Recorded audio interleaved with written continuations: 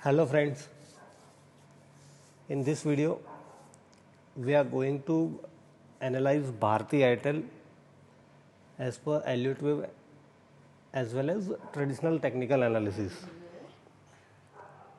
So सबसे पहले हम ट्रेडिशनल टेक्निकल एनालिसिस के पर्सपेक्टिव से चीज़ों को थोड़ा समझने का ट्राई करते हैं। और इसके पहले भी मैंने एक वीडियो बनाया हुआ है भारती एयरटेल पे, तो वो भी आप जाके देखोगे तो आप चीज़ों को कुछ रिलेट कर पाओगे ज़्यादा। तो फर्स्ट वो वीडियो देखना, उसके बाद ये देखोगे तो ज़्यादा अच्छा रहेगा, ठीक है। तो उस वीडियो में हमने डिस्कस किया था कि 570 के आसपास एक लेवल है सपोर्ट, और अब आप देखो कि दैट वाज मतलब how it is working as resistance now, ठीक है। तो यहाँ पर हम देखें कि 570 को क्रॉस करने के बाद इट इज़ रियली स्ट्रगलिंग, और अभी क्या लग रहा है कि वो 20 EMA के आसपास it is trying to establish a balance. एक वो कंसेप्ट है जिसको हम बोलते हैं एम्प्टी जोन स्ट्रक्चर, ठीक है, क्योंकि एक ट्रेंडी मूव के बाद वो मूव को डाइजेस्ट करने के लिए कंसोलिडेशन आता है, और वो कंसोलिडेशन में एक क्या है कि मार्केट सिक्स इक्विलिब्रियम जिसको हम बोलते हैं, तो it tries to establish a balance. जो टू मेजर फोर्सेस है, bulls and bears, they fight constantly, right. और जब ये बैलेंस एस्टैब्लिश हो जाता है then one side will emerge as a winner, और फिर एक नया ट्रेंड स्टार्ट होता है। तो ये पूरा हमने एक वेबिनार किया था उस पर, और बहुत सारे लोगों ने उसमें अटेंड किया था and they can relate something. तो यहाँ पे ऐसा लग रहा है मोटा मोटा कि it is trying to establish a balance around 20 EMA। और अब क्या है कि नीचे सपोर्ट हमने देखा था कि 540 के आसपास था, that we will discuss. Lower time frame में जाके देखेंगे तो हमें पता चलेगा। और 50 EMA जो है दैट इज़ अराउंड 527। सो ऐसा लग रहा है कि ये रेंज में थोड़ा रहेगा स्टॉक। जो रियल स्ट्रेंथ होगी तो हम देखें यहाँ पर एक गैप है, तो 570 टू 577 लेवल से this zone is going to act as a resistance. So upside momentum buildup करने के लिए उसको ये लेवल्स को क्रॉस करना पड़ेगा अच्छे से, ठीक है। तब तक ये स्टॉक में थोड़ा प्रेशर रहे, ऐसा as per traditional technical analysis के हिसाब से लग रहा है। अब हम थोड़ा एलियट का पर्सपेक्टिव इसमें लेते हैं। तो एलियट के हिसाब से क्या लग रहा है कि this is the daily chart of Bharti Airtel. So एक यहाँ से उसने एक अच्छा मूव दिया था भारती ने, और दिस वाज एन इम्पल्स, और this is a corrective pattern. So वो हम नहीं समझेंगे, बट नाउ एक न्यू जो साइकिल है दैट इज स्टार्ट हुई है डेली में, ऐसा लग रहा है। और डेली में भी क्या है कि मैंने लेबल किया है कि ये जो 1 2 एंड दिस इज 3।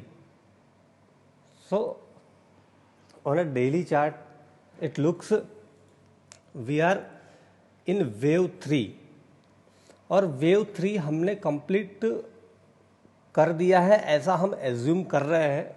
शायद ये कंप्लीट ना भी हुआ हो, बट जो करंट पैटर्न है that looks like a corrective pattern, जो रिट्रेसमेंट आया है, ठीक है। और डेली में भी जो थर्ड था उसमें उसने फिफ्थ वेव कंप्लीट कर लिया हो ऐसा लग रहा है हम देख, because third is an impulsive wave. जो वेव 3 है that is impulsive. Impulsive wave में हमेशा इंटरनली 5 वेव्स होते हैं। तो यहाँ पे हम थर्ड वेव को देखें क्लोजली, तो वेव 2 यहाँ से ख़त्म हुआ एंड देन वेव 3 स्टार्टेड, और वेव 3 के इंटरनल काउंट से ये 1 2 3 4 एंड 5। तो ये सब वेव्स हम थोड़ा लोअर डिग्री में जाएंगे तो हमें क्लियरली दिखेंगे। So let us move to 60 minute chart यहाँ से, तो you can understand things properly. तो अब 60 मिनट के चार्ट में इसका स्ट्रक्चर बहुत ही क्लियर हो जाता है। This is really really something बहुत ही क्लासिकल सेटअप लग रहा है। मतलब वेव काउंट्स इतने क्लियर है, और इट्स ए मतलब जो बोलते हैं ना कि एक एग्जाम्पल के तौर पे भी सीखना हो तो this is a very good chart. So that's why I thought कि उसको एनालाइज भी करते हैं। और अभी क्या है कि Bharti is a hot stock, काफ़ी लोग उसको चेस कर रहे हैं।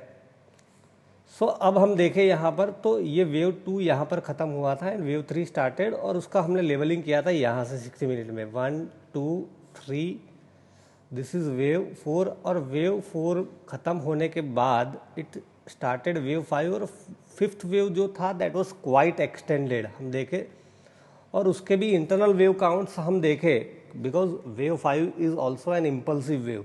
सो इम्पल्स में हमेशा 5 वेव्स होते हैं। तो जो फिफ्थ वेव था, थर्ड वेव जो था डेली का, उसका जो फिफ्थ वेव था उसके इंटरनल काउंट भी बहुत क्लियर है, उसमें भी 1 2 3 4 यहाँ पे and 5। So Bharti Airtel we had covered in our premium analysis, और यहाँ से जो ब्रेकआउट आया था वो हमने ट्रेड किया था, और 516 मतलब 516 के ऊपर बाय करने के लिए मैंने बताया था क्लाइंट्स को। और देखो यहाँ से एक बहुत ही strong, because it was impulsive move, और जिसको मैंने पहले भी बताया कि we had entered in a third of third, तो ये बहुत ही स्ट्रांग डायरेक्शनल मूव था। अब देखो नॉन स्टॉप स्टॉक कहाँ गया था, यहाँ से 553 545, देन वो फिर थोड़ा साइडवेज चला गया to digest this whole gain, and then एक करेक्टिव पैटर्न फॉर्म की, और ये फिफ्थ वेव यहाँ पे कंप्लीट किया। सो मोटा मोटा our expectation from here was 560 580, but उसने 600 भी क्रॉस कर दिया, बिकॉज जैसे मैंने बताया कि wave fifth was extended. So now what we are going to analyse whether this is the right time to add Bharti Airtel और नॉट। तो मेरे हिसाब से भारती एयरटेल में अभी हमें थोड़ा जल्दबाजी नहीं करनी चाहिए। We should wait for the right price that I feel. अब चीज़ों को मैं ये थोड़ा रिमूव करता हूँ तो आपको खुद पता चलेगा। ये जो हमारा टारगेट जोन था, ये कुछ लेवल्स मैंने मार्क किए थे इम्पोर्टेंस, उसको हटा के हम देखते हैं तो चीज़ें आपको बहुत क्लियरली अब थोड़ा दिखेगा। तो अब यहाँ पर देखें तो ये वेव 3 कंप्लीट होने के बाद ऐसा लग रहा है कि on a daily chart we are in a wave 4, right. तो वेव 4 जो बन रहा है ये डेली का यहाँ पर, उसमें हम देखें अब तो दिस करेक्शन लुक्स लाइक कि उसने वेव ए कंप्लीट किया हो ऐसा लग रहा है, बिकॉज ये 5 वेव्स कंप्लीट यहाँ पे दिख रहे हैं हमें 1 2 3 4 and 5। This is wave B and wave C के लिए वो नीचे जाए ऐसा लग रहा है। कहाँ तक जाएगा that we will discuss logically. तो वेव जो बी है यहाँ पर उसका हम रिट्रेसमेंट ले तो कितना है पहले वो देखते हैं कि वेदर इट इज़ 0.5 का 0.30 के आसपास है। तो यहाँ ऐसा लग रहा है कि वेव बी अभी थोड़ा शायद चले या ना चले दैट।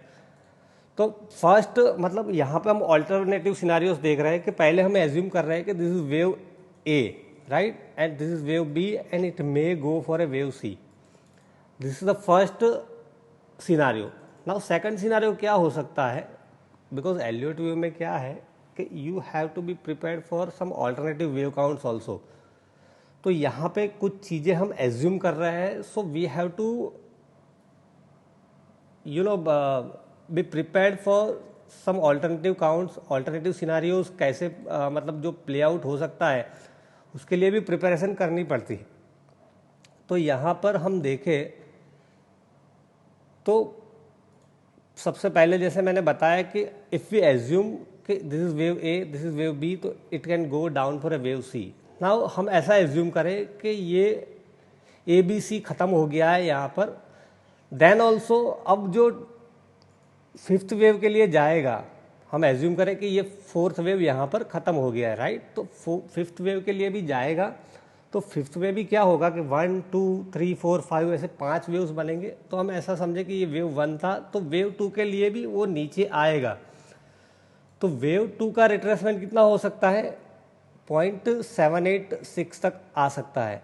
तो 0.786 तक का लेवल जो था दैट इज़ अराउंड 549, ठीक है।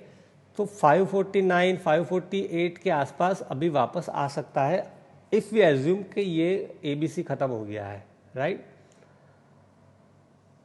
और इफ़ यू एज्यूम कि भाई अभी सी के लिए नीचे जाएगा तो कहाँ तक जाएगा, तो जैसे मैंने पहले बताया था कि वेव 4 जो होता है उसका रिट्रेसमेंट नॉर्मली कहाँ पर होता है, 0.382 के आसपास, राइट। सो हम यहाँ पर देखें, sorry let me make it once again, 223 का रिट्रेसमेंट हम ले यहाँ पर, तो 0.382 कहाँ पर आ रहा है, 536 के आसपास। पहले मैंने जो अभी लास्ट वीडियो डिस्कस किया था उसमें मैंने बताया था कि वेव 5 ख़त्म होने के बाद, मतलब एक इम्पल्स वेव ख़त्म होने के बाद जो करेक्टिव पैटर्न बनती है ABC, तो वो कहाँ तक जाती है, प्रीवियस फोर्थ वेव की टेरिटरी तक जा सकती है, ठीक है। तो ये प्रीवियस फोर्थ वेव कहाँ पर है, प्रीवियस फोर्थ वेव कहाँ पर है, 536 के आसपास, राइट। ये 0.32 का रिट्रेसमेंट कहाँ पर आ रहा है, 382 का 0.382 का रिट्रेसमेंट 536 के आसपास। सो ब्रॉडली अब जो हम ऑल्टरनेटिव सिनेरियो गिन रहे थे कि ये ABC ख़त्म हो गया, ऐसा नहीं लग रहा है, बट देयर इज वो पॉसिबिलिटी, मतलब वो प्रीफर्ड काउंट नहीं है, it's alternative count. Preferred count मुझे ये लग रहा है कि this is A, this is B and now it can go for a wave C, और वेव C लग रहा है कि 535 के आसपास ख़त्म होगा। So this level could be a great price to add Bharti Airtel. In a worst case मुझे लग रहा है कि अगर थोड़ा बहुत करेक्शन लंबा चला तो 517 मतलब 517 का जो लेवल है वो ब्रीच नहीं होगा, ठीक है। और ये जो हमारी थीसिस है, अगर इसने ये 439 का लेवल ब्रीच कर दिया तो क्या है कि ये पूरा वेव काउंट ही चेंज हो जाएगा और उसको हमें वापस पूरा रिव्यू करना पड़ेगा, because as per Elliott wave का जो रूल है, रूल गाइडलाइन नहीं, रूल के हिसाब से जो वेव 4 होता है वो वेव 1 की टेरिटरी में कभी नहीं आ सकता। Wave 4 cannot overlap with wave 1, ठीक है। सो यहाँ पर एक फिबोनाकी क्लस्टर है, so the whole point is यहाँ पर एक फिबोनाकी क्लस्टर बन रहा है 535 के आसपास। तो 535 is a great price to add Bharti Airtel. जैसे मैंने बताया था कि हमने ऐड किए थे बिकॉज वी एंटिसिपेटेड कि ये लेवल में आएगा तो एक बार एक बाउंस जरूर देगा, और exactly it had behave. Now we will not buy here, we will wait for 535। या तो फिर क्या कर सकते हो आप कि ऑन ए स्ट्रेंथ आपको बाय करना है, जब स्ट्रेंथ बिल्टअप होती है तो 577 के ऊपर जब सस्टेन हो देन यू कैन ऐड, ठीक है। तो रिट्रेसमेंट में बाय करना हो तो वन शुड वेट फॉर 535 का जो लेवल है वहाँ तक, और स्ट्रेंथ में बाय करना है ब्रेकआउट, तो एक प्रॉपर ब्रेकआउट जो आएगा वो कहाँ पर आएगा, जैसे हमने देखा यहाँ पर कि जो गैप एरिया है उसके ऊपर सस्टेन होगा, और उसके बाद वो जब वो कंसोलिडेट होगा देन अच्छा ब्रेकआउट आएगा। वेव 5th कहाँ तक जा सकता है अगर वो भी हमें देखना है यहाँ से, ठीक है। तो मैंने ये लेबल करके रखा है कि वेव 5th का जो एक्सटेंशन होगा, because wave 3rd was not extended, ठीक है। तो वेव 5th का एक कंजर्वेटिव टारगेट जो आ रहा है 660 680 के आसपास आ सकता है। In extreme bullish case it may even cross 700 level, right. So this is the analysis of Bharti Airtel. I hope कि आपको ये पसंद आया होगा।